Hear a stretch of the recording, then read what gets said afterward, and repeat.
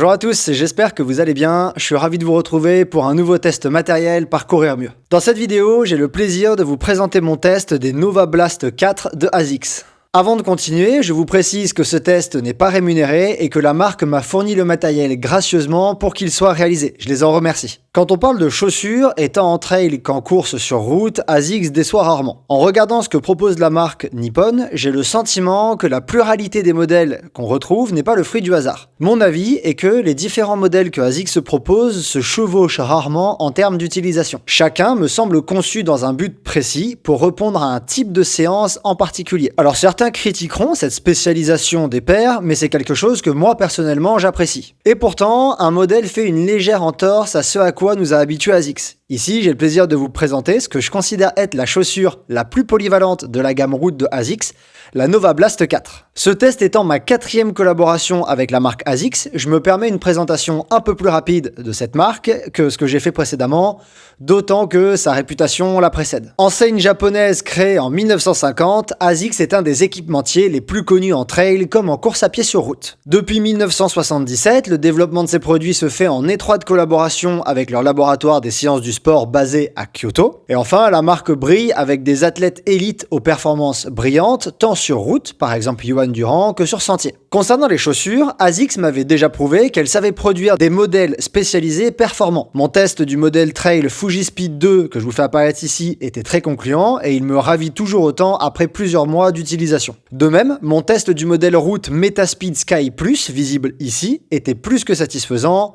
et il m'est toujours aussi plaisant de les utiliser. De même, le test que j'avais réalisé de la Fujilite 4 démontrait que la marque savait aussi faire une chaussure polyvalente en trail. Voyons ce qu'il en est sur route. La Nova Blast 4 de ASICS est présentée comme une chaussure pour les personnes en quête de rebond. Parallèlement, et un peu comme la S-Lab Ultra de Salomon en trail que j'avais testé, ces chaussures cherchent à concilier ce dynamisme avec un autre monde, celui du confort. En effet, la marque Nippon annonce une mousse généreuse pour une expérience de course moelleuse mais dynamique. Donc ASICS se lance un petit challenge en cherchant à marier deux caractéristiques qui sont souvent opposées, confort et dynamisme. Relever ce défi ouvre, à mon sens, la porte à une chaussure polyvalente pouvant être utilisée pour des séances à allure soutenue comme durant des footings plus cool. Donc cette ambition a d'ailleurs toujours été celle des Nova Blast, la 3e génération de ce modèle cherchait déjà cet équilibre et cette polyvalence. Aussi, je vous propose de commencer par les évolutions majeures entre la Nova Blast 3 et la Nova Blast 4. Alors, n'ayant malheureusement jamais testé les Nova Blast 3, je me suis référé à ce que différents sites sur internet ont écrit sur cette dernière. Ça m'a permis de faire ressortir 4 différences principales entre le modèle numéro 3 et la 4e génération.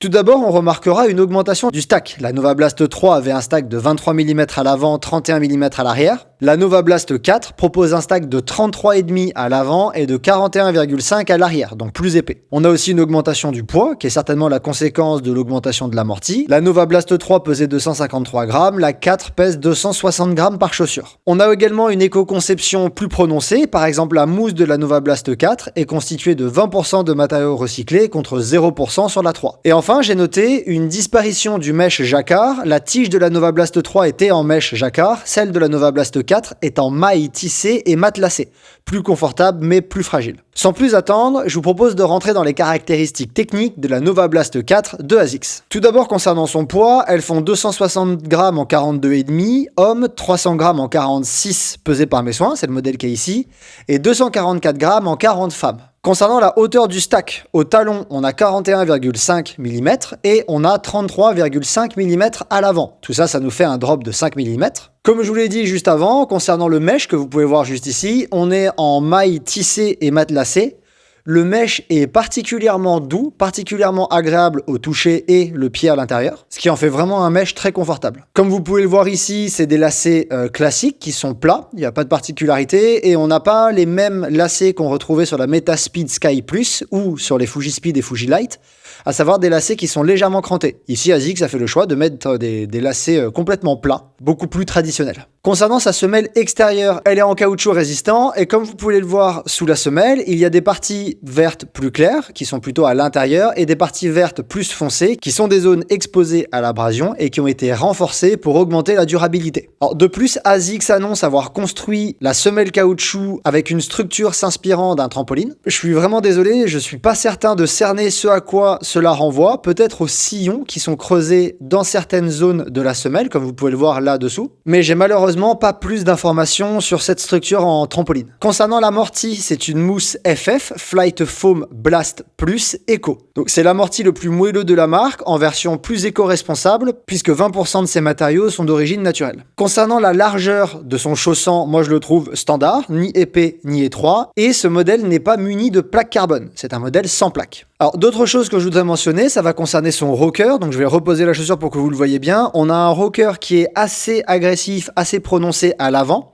et qui est relativement modérément prononcé à l'arrière. C'est la partie que vous voyez ici. Donc le principe d'un rocker, c'est censé agir comme une bascule, favoriser le déroulé du pied.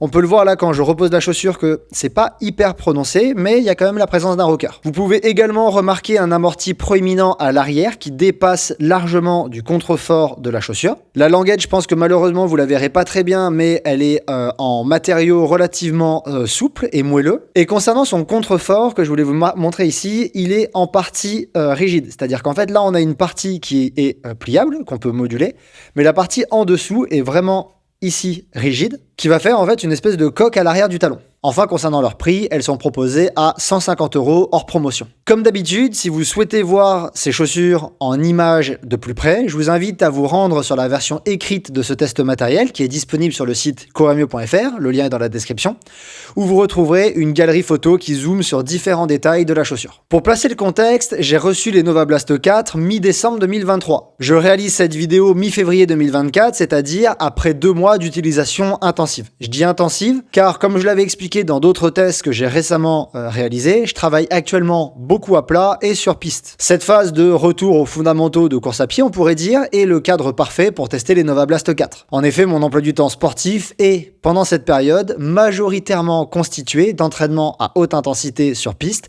ou de footing plus ou moins long à plat. Avec les Nova Blast 4, j'ai donc réalisé beaucoup de séances sur piste et sur route à différentes allures. J'ai par exemple fait des fractionnés courts, des fractionnés plus longs. J'ai aussi fait des footings plus ou moins longs, une quinzaine de kilomètres maximum. Et enfin, j'ai couru avec cette chaussure sous la pluie comme par beau temps, qui me permet de tester leur adhérence. Strava m'indique environ 150 km avec les Nova Blast 4, mais comme toutes mes séances n'y sont pas enregistrées, elles doivent être environ entre 150 et 200 km au compteur. Je vous propose de passer maintenant à mes impressions sur cette chaussure.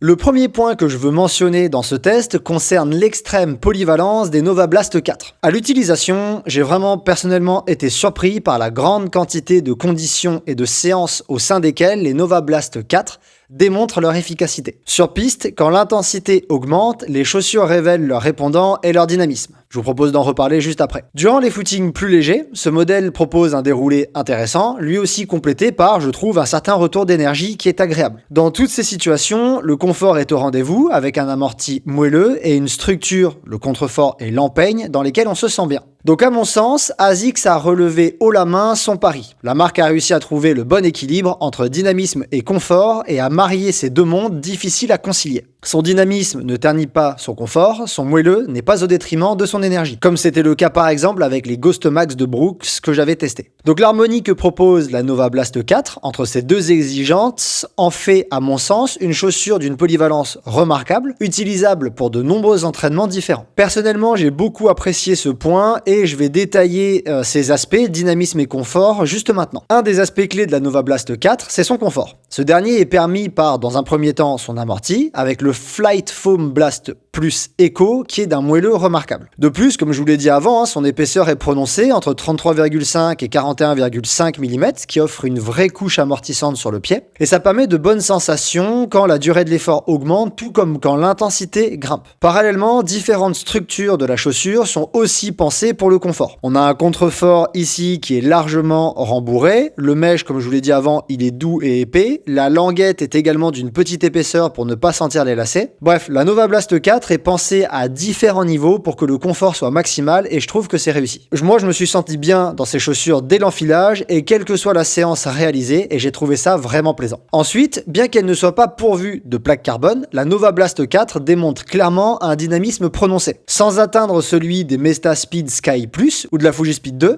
lors de l'impact au sol, j'ai trouvé que le retour d'énergie était perceptible. Alors, ce dernier peut provenir de la mousse, faut savoir que toutes les super shoes leur dynamisme vient plus de la mousse que des plaques elles-mêmes, mais c'est une mousse que ASICS avance comme rebondissante. Ce retour peut aussi être la conséquence de la structure de la semelle extérieure, inspirée d'un trampoline, je sais toujours pas en quoi, je suis vraiment désolé. Quoi qu'il en soit, ce rebond est à mon sens présent. Et un autre aspect de la Nova Blast qui peut favoriser ce dynamisme, c'est son rocker qui favorise le déroulé du pied vers l'avant et la propulsion. Comme vous pouvez le voir dans la galerie photo sur la version écrite du site, ce dernier est marqué à l'avant avec la pointe de la chaussure qui remonte. Il est aussi légèrement visible à l'arrière avec la pointe du talon qui suit une courbure similaire à celle de l'avant. Par contre, le reste de la semelle est plat, ce qui va par contre limiter l'effet culbuto qu'on retrouve sur une chaussure avec un rocker encore plus prononcé. Néanmoins, ces deux géométries de semelle à l'avant et à l'arrière de la chaussure peuvent contribuer à son dynamisme général. Petite pause, si ce test matériel vous plaît, je vous invite à aimer la vidéo, la commenter, la partager et vous abonner à ma chaîne en activant les notifications pour ne rater aucune de mes publications. Je vous invite aussi à rejoindre Courir Mieux sur ses autres réseaux comme Instagram et le podcast disponible sur toutes les plateformes d'écoute. Vous pouvez aussi vous rendre sur le site courirmieux.fr où vous retrouverez ce test version écrite. Vous pouvez aussi soutenir Courir Mieux et rejoindre sa communauté de passionnés de trail et de course à pied sur Patreon. Les différents abonnements vous donnent accès à de nombreux avantages, à des contenus exclusifs et à la possibilité de poser vos questions à mes invités. Le lien vers les offres est dans la description. Et si vous souhaitez faire l'acquisition du matériel présenté, utilisez un des liens affiliés présents en description, qui rétribue dans une petite mesure mon travail. Allez, on retourne au test. Maintenant, un autre aspect positif de la chaussure que je souhaite mentionner dans ce test concerne sa stabilité. La hauteur du stack au talon étant prononcée, 41,5 mm à l'arrière, j'avais peur que cette chaussure perde en stabilité, surtout quand l'allure augmenterait. Et à l'utilisation, j'ai en fait été agréablement surpris par une sensation inverse. Durant mon test, la Nova Blast 4 a démontré une stabilité prononcée, quelle que soit la vitesse de course. Plusieurs aspects peuvent expliquer cette stabilité. Tout d'abord, à l'arrière, la semelle intermédiaire remonte légèrement, comme vous pouvez le voir ici, sur les côtés du talon, et le contrefort lui aussi est rigide, comme je vous l'ai dit juste avant. Donc ensemble, ces caractéristiques forment une sorte de coque qui maintient l'arrière du pied en place et donc favorise la stabilité. L'absence de plaque également facilite la stabilité de la chaussure, et de plus, je ne saurais pas forcément expliquer pourquoi, mais je trouve que la Nova Blast 4 permet un déroulé du pied assez neutre, ni vers l'intérieur, ni vers l'extérieur du pied, ce qui joue également dans la sensation de stabilité. Donc malgré son stack prononcé à l'arrière et à l'avant, la Nova Blast 4 est pour moi une chaussure stable grâce à différentes caractéristiques la constituant. Et cette stabilité m'a surpris et m'a plu. Un ressenti que je voudrais discuter également dans cette vidéo concerne le type de foulée que favorise la Nova Blast 4. C'est ni un point positif ni un point négatif, simplement une sensation que j'ai eue à l'utilisation. Plus précisément, j'ai eu le sentiment que la Nova Blast 4 avait une petite tendance à favoriser une attaque milieu-pied voire arrière-pied plus prononcé que d'habitude. Contrairement à la Metaspeed Sky Plus par exemple qui pousse fortement vers l'avant du pied, le modèle que je vous présente ici pourrait légèrement pousser vers ces deux autres attaques de pied. Ce phénomène est peut-être la conséquence de l'amorti généreux à l'arrière du pied ou des rockers avant et arrière qui eux aussi favorisent la bascule avant-arrière du pied et qui peuvent du coup légèrement moduler le pattern de course. Comme discuté dans le Scientific Day que j'ai réalisé sur la foulée, cela sera sûrement sans aucune conséquence sur vos performances ni sur vos blessures. Il n'y a pas de relation dans la littérature entre foulée et blessure. Cependant, je trouvais intéressant de le mentionner dans cette vidéo pour que si vous en faites l'acquisition, vous ne soyez pas surpris si jamais vous ressentez la même chose. Une autre sensation, ni positive ni négative, que j'ai eue avec ce modèle est liée à l'intensité de course. À l'utilisation, j'ai eu le sentiment que les Nova Blast 4 étaient plus agréables à utiliser lors d'entraînements à des intensités légèrement sous-maximales qu'à celles maximales ou supra-maximales. Par exemple, malgré leur rebond, j'ai trouvé plus plaisant de faire des fractions de 3 minutes, 4 minutes, 5 minutes avec elles que des fractions à très haute intensité de 30 secondes ou 1 minute. Alors cela vient peut-être de leur poids, dont je reparle dans quelques instants, ou de la foulée que ce modèle favorise, mais mes sensations étaient celles-ci. Je précise quand même que les Nova Blast 4 n'étaient pas désagréables sur les fractions plus courtes, très intenses, mais simplement moins agréables que sur celles plus longues, légèrement moins intenses. Et enfin, le dernier point que je souhaite soulever dans ce test concerne le poids des chaussures. Avec leurs 260 grammes en 42,5, 300 grammes en 46 hommes, je trouve le poids de la Nova Blast un petit peu élevé. Sans pour autant atteindre un poids vraiment élevé comme 280-300 grammes comme c'était le cas de la Ghost Max et sans forcément générer une sensation de lourdeur au pied, j'aurais personnellement apprécié une chaussure un peu plus légère. Leur grammage est certainement la conséquence de l'amorti qui est généreux et du contrefort rigide qui doit légèrement alourdir la chaussure tout en stabilisant le pied. Leur poids est peut-être d'ailleurs la cause de cette sensation, de préférence pour les intensités légèrement plus hautes que celles maximales. Et il est peut-être aussi un gage de durabilité. J'ai malheureusement pas assez de kilomètres avec elle pour discuter de cette durabilité, mais avec un tel amorti et une structure qui semble imposante, j'espère que la Nova Blast 4 me réserve de bonnes surprises et de nombreuses heures d'entraînement avant de flancher. Cependant, pour encore plus pousser la polyvalence de cette chaussure, peut-être qu'un allègement du modèle serait appréciable. On verra le poids de la Nova Blast 5 d'ici quelques mois.